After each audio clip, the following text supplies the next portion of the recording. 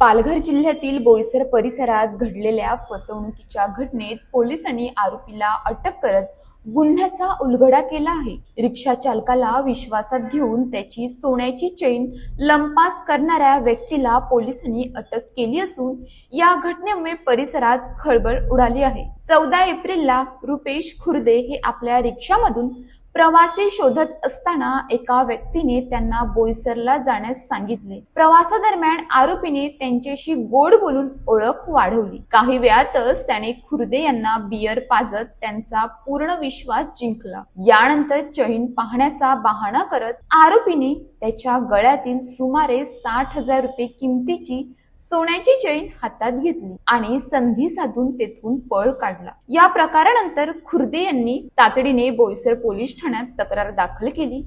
तक्रारीनंतर पोलिसांनी वेगाने तपासाची चक्रे फिरवली। परिसरातील सीसीटीव्ही फुटेज आणि तांत्रिक माहितीच्या आधारे संशयिताचा माग काढण्यात आला। अखेर अंबरनाथ येथून मोहम्मद उमर शाह याला अटक करण्यात आली। त्याच्याकडून चोरीची चैन ही जप्त करण्यात आली आहे। न्यायालयाने आरोपीला 27 एप्रिल पर्यंत पोलीस कोठडी सुनावली असून तपास यंत्रणा आता या प्रकरणातील इतर धागेदोरे तपासात आहे। आरोपीकडून आणखी माहिती समोर येण्याची शक्यता असून तो यापूर्वी अशा प्रकारच्या गुन्ह्यांमध्ये सहभागी होता का याचाही शोध घेतला जात आहे। अनोळखी व्यक्तींशी मैत्री करताना सावधगिरी बाळगा।